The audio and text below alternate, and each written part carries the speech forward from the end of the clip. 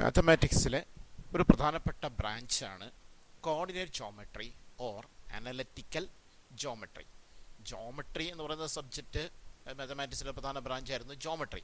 അത് നിങ്ങൾ താഴ്ന്ന ക്ലാസ്സുകളിൽ, ഹൈസ്കൂൾ ക്ലാസ്സുകളിൽ പഠിച്ചിട്ടുണ്ട്.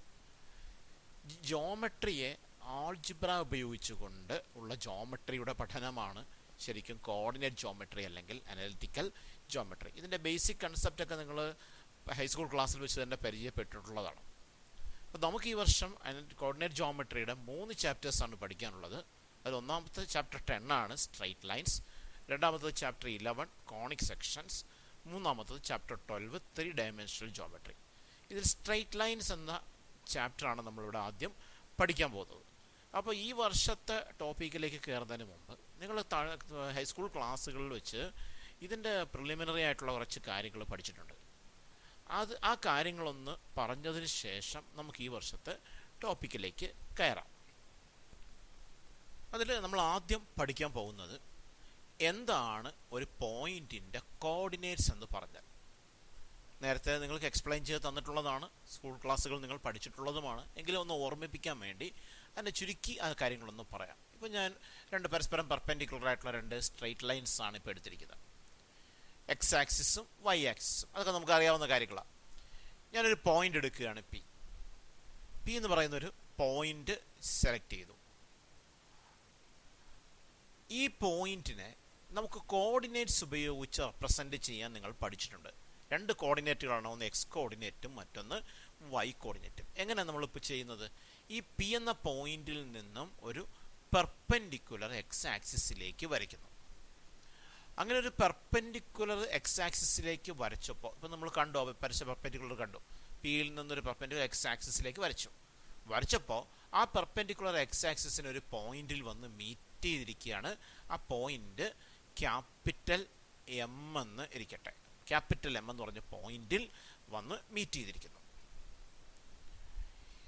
അപ്പോൾ ഈ ഒറിജിൻ മുതൽ ഈ എം എന്ന് പറയുന്ന പോയിന്റ് വരെ ഉള്ള ഡിസ്റ്റൻസിനെ, ഒ എം എന്ന ഡിസ്റ്റൻസിനെയാണ് നമ്മൾ എക്സ് കോർഡിനേറ്റ് എന്ന് പറയുന്നത്. ഒ എം ആണ് X coordinate.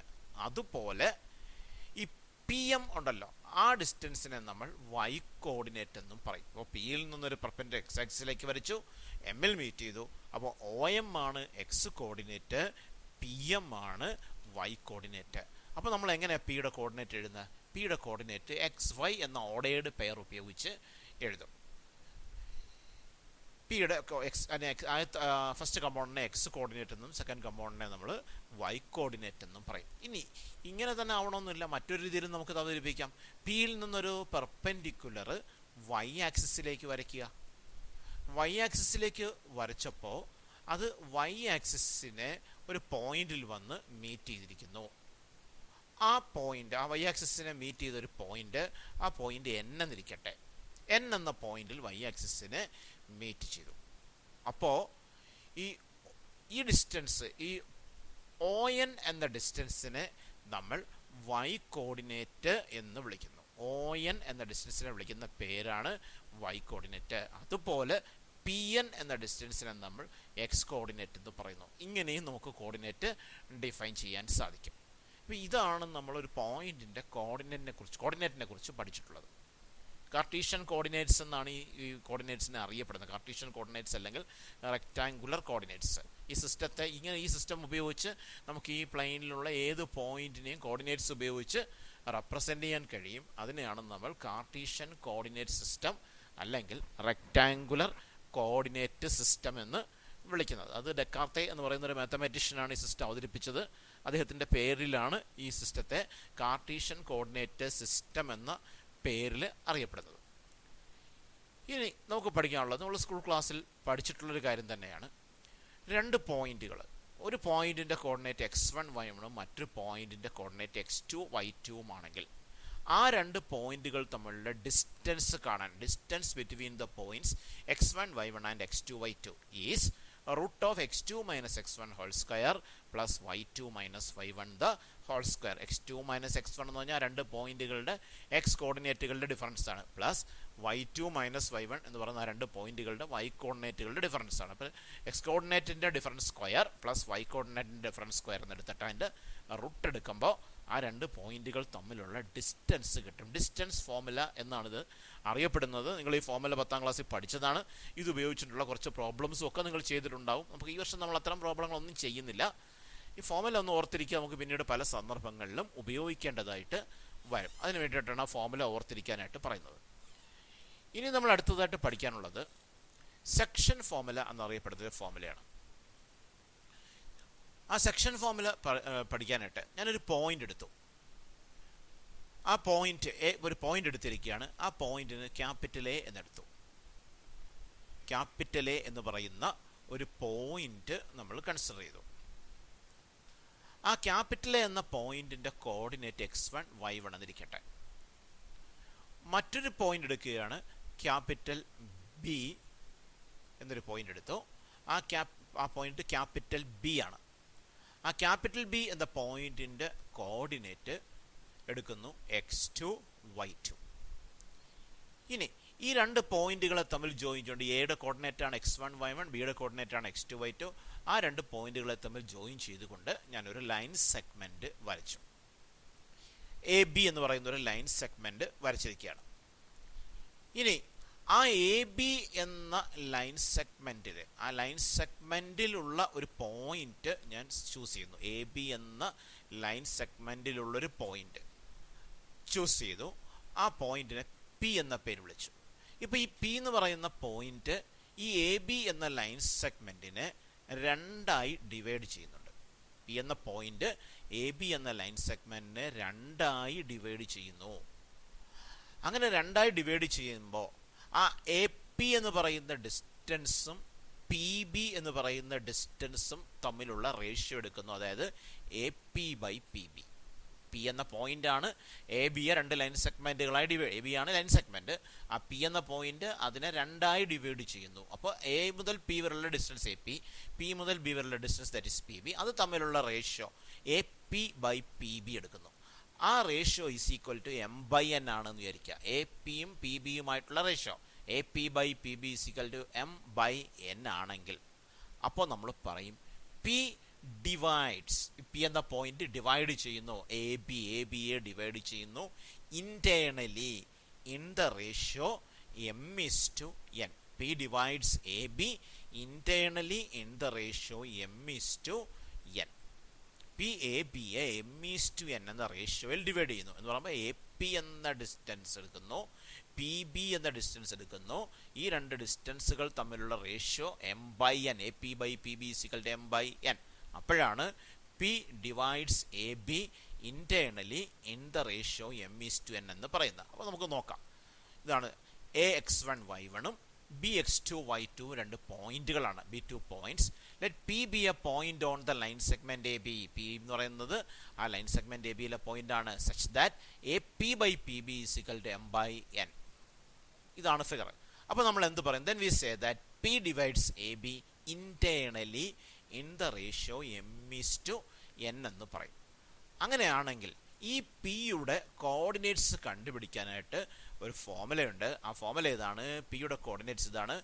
M X two plus N X one by M plus N ആയിരിക്കും പിയുടെ X coordinate. M into X two plus N into X one by M plus N. അതുപോലെ പിയുടെ Y coordinate M into Y two plus N into Y one by M plus N. ഇവിടെ ഒരു കാര്യം ശ്രദ്ധിക്കുക, A P by P B ആണ് M by N. അപ്പോൾ M into ആ ബിയുടെ X coordinate plus N into എയുടെ X coordinate by M plus N. അതേപോലെ വൈ കോർഡിനേറ്റ് വരും M Y two plus N Y one by M plus N. Coordinates of P കാണാനുള്ള formula ഇതാണ്. M X two plus N X one by M plus N, M Y two plus N Y one by M plus N. ഒരു example പറഞ്ഞാൽ A four minus two ആണെന്നിരിക്കുക, ബിയുടെ കോർഡിനേറ്റ് 5 1 ആണെന്നിരിക്കുക. രണ്ട് പോയിന്റുകൾ A four minus two and B 5 1 B 2 points. If P divides AB internally in the ratio 3:2, P എന്ന് പറയുന്ന പോയിന്റ് ഈ എ ബിയെ 3:2 എന്ന റേഷ്യോയിൽ ഇന്റേണലി ഡിവൈഡ് ചെയ്യുന്നെങ്കിൽ ആ പിയുടെ കോർഡിനേറ്റ് എങ്ങനെ കണ്ടുപിടിക്കും? ഈ ഫോർമുലയാണ് M X two plus N X one. അപ്പോൾ ശ്രദ്ധിക്കണം, ഈ എ പി ആ ലെങ്ത് ആണ് 3, പി ബി ലെങ്ത് ആണ് 2. അപ്പോൾ 3 ഇൻറ്റു എയുടെ തന്നെ എടുക്കേണ്ടത് 3 ഇൻറ്റു ബിയുടെ എക്സ് കോർഡിനേറ്റ് 5 പ്ലസ് 2 ഇൻറ്റു എയുടെ എക്സ് കോർഡിനേറ്റ് 4/3 പ്ലസ് 2. അതാണ് എക്സ് കോർഡിനേറ്റ്. അതുപോലെ Y coordinate 3 into 1 plus 2 into -2/3 plus 2. ഇനി അതിനൊന്ന് സിംപ്ലിഫൈ എടുത്താൽ മതി. 3 ഇൻറ്റു 5 15 പ്ലസ് 2 ഇൻറ്റു 4 8/3 പ്ലസ് 2 5. അതുപോലെ ഇവിടെ 3 പ്ലസ് -4/5 അപ്പോൾ 28 15 പ്ലസ് 8 23/5. ഇവിടെ -1/5. ഇതായിരിക്കും പിയുടെ കോർഡിനേറ്റ്സ്. ഇനി മറ്റൊന്ന് പി എന്ന് പറയുന്നത് എ ബിയുടെ മിഡ് പോയിന്റ് ആണെന്ന് വിചാരിക്കുക. പി എ ബിയുടെ മിഡ് പോയിന്റ് ആണെങ്കിൽ അതിൻ്റെ അർത്ഥം പി എ ബിയെ 2 ഈക്വൽ പാർട്ടായിട്ട് ഡിവൈഡ് ചെയ്യുന്ന എന്ന് പറഞ്ഞാൽ ആ പി എ ബിയെ 1:1 എന്ന റേഷ്യോയിൽ ഡിവൈഡ് ചെയ്യുന്നു. അപ്പോൾ m/n പകരം 1:1. അങ്ങനെയെങ്കിൽ പിയുടെ കോർഡിനേറ്റ് എങ്ങനെ കാണാൻ പറ്റും? mx2 plus nx1/m plus n ആണെന്നല്ലോ. എമ്മും എന്നും 1 ആണ്. അപ്പോൾ 1 into x2 plus 1 into x1/1 plus 1. അതുപോലെ y coordinate 1 into y2 plus 1 into y1/1 plus 1. ഇവിടെ 1 ഇൻറ്റു x2 വരും, 1 ഇൻറ്റു x1 വരും, x2 പ്ലസ് x1 അല്ലെങ്കിൽ x1 പ്ലസ് x2/2. അതുപോലെ y കോർഡിനേറ്റ് അങ്ങനെ തന്നെ വരും, y1 പ്ലസ് y2/2. എന്ന് പറഞ്ഞാൽ അതിൻ്റെ രണ്ട് പോയിന്റുകളെ ജോയിൻ ചെയ്ത ഒരു ലൈൻ സെഗ്മെൻറ്റ് ഉണ്ടെങ്കിൽ അതിൻ്റെ മിഡ് പോയിന്റ് കാണാൻ അതിൻ്റെ എക്സ് കോർഡിനേറ്റുകൾ ആഡ് ചെയ്ത് /2, അതേപോലെ വൈ കോർഡിനേറ്റുകൾ ആഡ് ചെയ്തിട്ട് /2. അപ്പോൾ ഇൻറ്റേർണൽ ഡിവിഷനും മിഡ് പോയിന്റും നമ്മൾ പരിചയപ്പെട്ടു. അപ്പോൾ ഇതിൻ്റെ ഒന്നും ഡെറിവേഷനിലേക്ക് പോകുന്നില്ല, കാരണം ഇതൊക്കെ നമ്മൾ ഹൈസ്കൂൾ ക്ലാസ്സുകൾ പഠിച്ച കാര്യങ്ങളാണ്. ഒന്നുകൂടി ഓർമ്മിപ്പിക്കുന്നതിന് വേണ്ടി പഠിച്ചൊന്നേ ഉള്ളൂ. അതുകൊണ്ട് ഡെറിവേഷനിലേക്കൊന്നും ഇതിൽ പോകുന്നില്ല. ഇനി അടുത്തതായിട്ട് നമുക്ക് പഠിക്കാനുള്ളത്, നമ്മളിപ്പോൾ ഇൻറ്റേർണൽ ഡിവിഷൻ പഠിച്ചു. ഇനി മറ്റൊരു തരം ഡിവിഷൻ ഉണ്ട്, എക്സ്റ്റേണൽ ഡിവിഷൻ. അത് എന്താണ് എക്സ്റ്റേണൽ ഡിവിഷൻ? നമുക്ക് ആദ്യം നോക്കാം. ഞാനൊരു പോയിന്റ് എടുത്തു, എ എന്ന് പറയുന്ന ഒരു പോയിന്റ് ഞാൻ ചൂസ് ചെയ്തു. ആ എയുടെ കോർഡിനേറ്റ് x1 y1 ആണെന്ന് വിചാരിക്കാം. മറ്റൊരു പോയിന്റ് എടുക്കുകയാണ്, ബി എന്ന് പറയുന്ന മറ്റൊരു പോയിന്റ് ചൂസ് ചെയ്തു. ആ ബിയുടെ കോർഡിനേറ്റ്, ബി എന്ന പോയിന്റ് എടുത്തിരിക്കുന്നു. ആ ബി എന്ന പോയിന്റിന്റെ കോർഡിനേറ്റ് x2 y2. ആ എ ബി ഈ രണ്ട് പോയിന്റുകളെ തമ്മിൽ ജോയിൻ ചെയ്തുകൊണ്ട് ഒരു ലൈൻ സെഗ്മെന്റ് വരച്ചു എ ബി. ഇപ്പോൾ ഇന്റേണൽ ഡിവിഷൻ എന്ന് പറഞ്ഞപ്പോൾ ഈ എ ബി എന്ന ലൈൻ സെഗ്മെന്റിൽ ഉള്ള ഒരു പോയിന്റ് ആയിരുന്നു പി. അപ്പോഴാണ് നമ്മൾ പി എ ബിയെ ഇന്റേണലി ഡിവൈഡ് ചെയ്യുന്നു എന്ന് പറഞ്ഞത്. എന്നാൽ എക്സ്റ്റേണൽ ഡിവിഷൻ എന്ന് പറഞ്ഞാൽ അങ്ങനെയല്ല. പി എ ബി എന്ന ലൈൻ സെഗ്മെന്റിലുള്ള ഒരു പോയിന്റ് ആയിരിക്കണം എന്നില്ല. പകരം നമ്മൾ ആ പിയെ അങ്ങോട്ട്, ആ എ ബി ഉണ്ടല്ലോ, എ പി അല്പം കൂടി ഒന്ന് എക്സ്റ്റെൻഡ് ചെയ്ത് വരയ്ക്കുക, ഒന്ന് നീട്ടി വരച്ചു. ആ നീട്ടി വരച്ചുകൊണ്ടാണ് എന്നെ ഡോട്ടഡ് ലൈൻ ഇട്ടത്.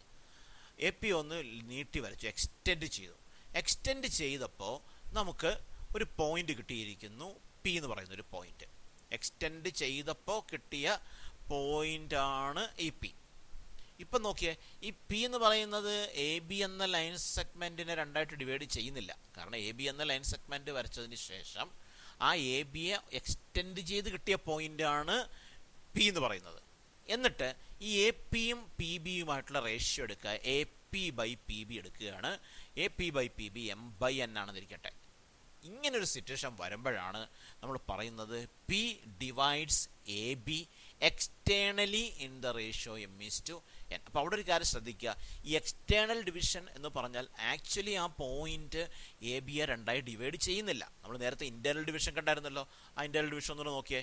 ഇന്റേണൽ ഡിവിഷനിൽ പി എ ബിയെ രണ്ടായി ഡിവൈഡ് ചെയ്യുന്നുണ്ട്. ആ പി എ ബി എന്ന ലൈൻ സെഗ്മെന്റിൽ തന്നെയുള്ള ഒരു പോയിന്റാണ് പി. പക്ഷെ അതേപോലെ എക്സ്റ്റേണൽ ഡിവിഷൻ അതിനെ രണ്ടായി ഡിവൈഡ് ചെയ്യുന്നില്ല. പിന്നെയോ ആ ലൈൻ സെഗ്മെന്റിനെ എക്സ്റ്റെൻഡ് ചെയ്ത് വരച്ച് കിട്ടിയ പോയിന്റാണ് പി. എന്നിട്ട് ഈ എ പി എന്ന ഫുൾ ലെങ്തും ഈ പി ബി എന്ന ലെങ്തുമായിട്ടുള്ള റേഷ്യോ എടുക്കുകയാണ്. A P by P B = m/n. അപ്പോഴാണ് നമ്മൾ പറയുന്നത് പി ഡിവൈഡ്സ് എ ബി എന്താണ്, externally in the ratio m/n എന്ന് പറയുന്നത്. P divides A B externally in the ratio m/n. അങ്ങനെയാണെങ്കിൽ പിയുടെ കോർഡിനേറ്റ്സ് കണ്ടുപിടിക്കാൻ ഫോർമുല ഉണ്ട്. ആ ഫോർമുല ഏതാണ്? P coordinate mx2 minus nx1/m-n അതുപോലെ my2 മൈനസ് ny1/m-n ആയിരിക്കും. ഇതാണ് external ഡിവിഷൻ്റെ formula. mx2 minus nx1/m-n അതുപോലെ my2 മൈനസ് my1/m-n. ആ ഇടയ്ക്കുള്ള പ്ലസ് മാറി അങ്ങ് മൈനസ് ആവുന്നേ ഉള്ളൂ. എക്സ്റ്റേണൽ ഡിവിഷൻ വലിയ ഉപയോഗം വരുന്നില്ല. നമുക്ക് കൂടുതലും ആവശ്യം വരുന്നത് ഇന്റേണൽ ഡിവിഷനാണ്. ഇനി രണ്ട് ഫോമുലകൾ കൂടി നമുക്കൊന്ന് പരിചയപ്പെടാം. അതും സ്കൂൾ ക്ലാസ്സിൽ പഠിച്ച ഫോമുലയാണ്. അത് ഒന്നുകൂടി ഒന്ന് ഓർക്കാം. ഒരു ട്രയാങ്കിളിൻ്റെ ഏരിയ കാണാൻ, ഒരു ട്രയാങ്കിള് അതിൻ്റെ വെർട്ടെക്സുകൾ എ ബി സി, എയുടെ കോർഡിനേറ്റ് x1 y1, ബിയുടെ കോർഡിനേറ്റ് x2 y2, സിയുടെ കോർഡിനേറ്റ് x3 y3. അങ്ങനെയാണെങ്കിൽ ആ ഏരിയ ട്രയാങ്കിളിൻ്റെ ഏരിയ കാണാൻ, ഏരിയ ഓഫ് ദ ട്രയാങ്കിൾ കാണാനായിട്ട്, area of the triangle with vertices x1 y1 x2 y2 and x3 y3 is formula ഏതാണ്? Half into x1 into y2 minus y3 plus x2 into y3 minus y1 plus x3 into y1 minus y2. ആ formula ഓർക്കാൻ ഒരു എളുപ്പം എന്ന് പറയുന്നത് ഈ ആദ്യത്തെ term ഓർത്തിരിക്കുക, x1 into y2 minus y3, half into first term ഓർത്ത് വയ്ക്കുക x1 into y2 minus y3. പിന്നെ ചെയ്യേണ്ടത് അടുത്ത ടേം ആകുമ്പോൾ x1 പകരം x2 എന്നാക്കണം, അടുത്ത ടേമിൽ അത് x2 പകരം x3 ആക്കണം. ഈ ചേഞ്ച് വരുത്തണം. ബ്രാക്കറ്റിനകത്ത് y2 മൈനസ് y3 എന്നാണല്ലോ. അവിടെ ചെയ്യേണ്ടതെന്ന് പറഞ്ഞാൽ ഈ സൈഡിൽ ഒരു ആരോ മാർക്കിട്ട് ഒരു സർക്കുലർ കാണിച്ചിരിക്കുന്നുണ്ടല്ലോ, അതുപോലെ ഈ y1നെ y2 ആക്കി മാറ്റുക, y2നെ y3 ആക്കി മാറ്റുക, y3യെ y1 ആക്കി മാറ്റുക. ഒരു സൈക്ലിക് ഓർഡർ എന്ന് പറയും. y1 is changed to y2, y2 is changed to y3 and y3 is changed to y1. ഇതൊന്ന് മനസ്സിൽ വെച്ചാൽ മതി. അപ്പോൾ നോക്കൂ, ആദ്യത്തെ term x1 into y2 minus y3. അടുത്ത ടേമിൽ ചെയ്യേണ്ടത് പറഞ്ഞു, x1 മാറ്റി x2 ആക്കുക, x2 into ഇവിടെ എന്താ ചെയ്യേണ്ടത്? ഇത് നോക്കിയാൽ മതി. y2നെ y3 ആക്കുക, y3യെ y1 ആക്കുക. അപ്പോൾ എന്ത് കിട്ടും? y2 മാറി y3 ആവും, y3 മാറി y1 ആവും. അപ്പോൾ x2 into y3 minus y1 എന്നായി. പ്ലസ് അടുത്ത ടേമിൽ x2നെ x3 ആക്കി ഇൻറ്റു ഈ സൈക്ലിക് ചേഞ്ച് തന്നെ വീണ്ടും വരുത്താം. y3യെ y1 ആക്കണം, y1നെ y2 ആക്കണം, y3യെ y1 ആക്കി, y1നെ y2 ആക്കി. അപ്പോൾ x3 into y1 minus y2. ഈ രീതിയിൽ അത് ഓർത്ത് വയ്ക്കാം. ഫസ്റ്റ് ടേം മനസ്സിൽ ഓർത്ത് കഴിഞ്ഞാൽ ഈ ഒരു ഓർഡറിൽ എങ്ങനെയാണ്? x1നെ x2 ആക്കണം, x2നെ x3 ആക്കണം. അതുപോലെ y1നെ y2 ആക്കണം, y2നെ y3 ആക്കണം, y3യെ y1 ആക്കണം എന്ന രീതിയിൽ ഓർത്ത് കഴിഞ്ഞാൽ ബാക്കി രണ്ട് ടേമുകൾ നമുക്ക് ഓർക്കാൻ കഴിയും. അങ്ങനെ ഓർത്തില്ലെങ്കിൽ ഈ ടേം ചിലപ്പോൾ എഴുതുമ്പോൾ തെറ്റിപ്പോകും. അപ്പോൾ ഇതാണ് ഏരിയ ഓഫ് എ ട്രയാങ്കിൾ കാണാനുള്ള ഫോമുല. ഒരു ട്രയാങ്കിളിൻ്റെ 3 വെർട്ടെക്സുകൾ തരികയാണെങ്കിൽ ഏരിയ കണ്ടുപിടിക്കാനുള്ള ഫോമുല. ഇനി അടുത്ത കൊളീനിയാരിറ്റി. കൊളീനിയാരിറ്റി എന്ന് പറഞ്ഞാൽ 3 or more points, 3 3-ലധികമോ പോയിന്റുകൾ ഒരേ ലൈനിൽ വരികയാണെങ്കിൽ, 3 3-ലധികമോ പോയിന്റുകൾ ഒരേ ലൈനിൽ വരികയാണെങ്കിൽ അപ്പോഴാണ് നമ്മൾ ആ 3 പോയിന്റുകൾ കൊളീനിയർ ആണ് എന്ന് പറയുന്നത്. 3 or more എന്നുണ്ട്. 3 or more points are called collinear if they lie on the same line. 3 point പറയാൻ കാര്യം, 2 പോയിന്റ് എടുത്താൽ അത് എപ്പോഴും കൊളീനിയർ തന്നെ ആയിരിക്കും. കാരണം ഈ 2 പോയിന്റ് എവിടെ എടുത്താലും തമ്മിൽ ജോയിൻ ചെയ്ത് ലൈൻ വരയ്ക്കാൻ പറ്റും. പക്ഷെ 3 പോയിന്റ് വരുമ്പോൾ അങ്ങനെയല്ല, ഒരേ ലൈനിൽ വരണമെന്ന് നിർബന്ധമില്ല. അതുകൊണ്ടാണ് കൊളീനിയാരിറ്റിക്ക് നമ്മൾ മിനിമം 3 പോയിന്റ് പറയുന്നത്. 3 or 3-ലധികമോ പോയിന്റുകൾ എടുത്തിട്ട് കൊളീനിയർ എന്ന് വിളിക്കണമെങ്കിൽ ആ 3 പോയിന്റുകളും ഒരേ ലൈനിൽ ആയിരിക്കണം. അപ്പോൾ ഒരു കാര്യം നമുക്ക് ശ്രദ്ധിക്കാം. നമുക്ക് 3 പോയിന്റുകൾ മാർക്ക് ചെയ്താൽ, ഇപ്പോൾ 3 പോയിന്റ് എയും ബിയും സിയും, ഈ 3 പോയിന്റുകൾ ജോയിൻ ചെയ്ത് നമുക്കൊരു ട്രയാങ്കിൾ വരയ്ക്കാൻ പറ്റിയത് ഈ 3 പോയിന്റുകൾ കൊളീനിയർ അല്ലാത്തതുകൊണ്ട്, ഒരേ ലൈനിൽ അല്ലാത്തതുകൊണ്ടാണ്. എന്നാൽ ഈ 3 പോയിന്റും എയും ബിയും സിയും ഒരേ ലൈനിലായിരുന്നെങ്കിൽ നമുക്ക് ആ 3 പോയിന്റുകൾ ജോയിൻ ചെയ്ത് ട്രയാങ്കിൾ വരയ്ക്കാൻ പറ്റില്ല. ദാറ്റ് മീൻസ് ആ 3 പോയിന്റുകൾ വെർട്ടെക്സ് ആയിട്ട് ട്രയാങ്കിൾ വരയ്ക്കാൻ കഴിയില്ല. ട്രയാങ്കിൾ വരയ്ക്കാൻ കഴിയില്ല എന്ന് പറയുന്നതിന് പകരം ട്രയാങ്കിളിൻ്റെ ഏരിയ 0 എന്ന് പറഞ്ഞാൽ മതി. കാരണം ഏരിയ 0 ആയി എന്ന് പറഞ്ഞാൽ ട്രയാങ്കിൾ ഇല്ലെന്ന് അർത്ഥം, എന്ന് പറഞ്ഞാൽ ട്രയാങ്കിൾ വരയ്ക്കാൻ കഴിയില്ല എന്നാണ്. അപ്പോൾ ഈ 3 പോയിന്റുകൾ x1 y1ഉം x2 y2ഉം x3 y3യും കൊളീനിയർ ആണ് എങ്കിൽ ആ 3 പോയിന്റുകളെ വെർട്ടെക്സ് ആക്കി ഒരു ട്രയാങ്കിൾ വരയ്ക്കാൻ പറ്റില്ല. ദാറ്റ് മീൻസ് അങ്ങനെ വരയ്ക്കുന്ന ട്രയാങ്കിളിൻ്റെ ഏരിയ 0 ആണ് എന്ന് നമുക്ക് പറയാം. അപ്പോൾ ഏരിയ ഓഫ് ax1 y1ഉം bx2 y2ഉം cx3 y3യും കൊളീനിയർ ആണെങ്കിൽ നമുക്ക് പറയാം area of triangle ABC equal to 0. Area of triangle ABCയുടെ ഫോമുലയാണിത്. Half into x1 into y2 minus y3 plus x2 into y3 minus y1 plus x3 into y1 minus y2 is equal to 0. Half into ഈ ബ്രാക്കറ്റിലെ quantity 0 എന്ന് പറഞ്ഞാൽ ഈ ബ്രാക്കറ്റിനകത്തുള്ള expression 0 ആയല്ലേ പറ്റുള്ളൂ. അപ്പോൾ x1 into y2 minus y3 plus x2 into y3 minus y1 plus x3 into y1 minus y2 equal to 0. This is the condition for collinearity of 3 points. 3 പോയിന്റുകളുടെ collinearity prove ചെയ്യാൻ ഉപയോഗിക്കുന്ന ഒരു കണ്ടീഷനാണിത്. ഇത്രയാണ് ഈ ചാപ്റ്ററുമായി ബന്ധപ്പെട്ടിട്ടുള്ള പ്രിലിമിനറി ഐഡിയാസ് എന്ന രീതിയിൽ പറയാനുള്ളത്. ഇതൊക്കെ തന്നെ നമ്മൾ കഴിഞ്ഞ ക്ലാസ്സുകളിൽ പരിചയപ്പെട്ടുള്ള കാര്യങ്ങളാണ്. ഒന്ന് ഓർമ്മിപ്പിക്കുന്നതിന് വേണ്ടി പറഞ്ഞു എന്നുള്ളതേ ഉള്ളൂ. ബേസിക് ആയിട്ടുള്ള കാര്യങ്ങളാണ്, നമുക്ക് ഇനി അങ്ങോട്ട് പലയിടത്തും ഉപയോഗിക്കേണ്ടി വരുന്ന കാര്യങ്ങളാണെന്നുള്ളത് കൊണ്ട് ഓർമ്മിപ്പിക്കുന്നതിന് വേണ്ടി പറഞ്ഞതാണ്.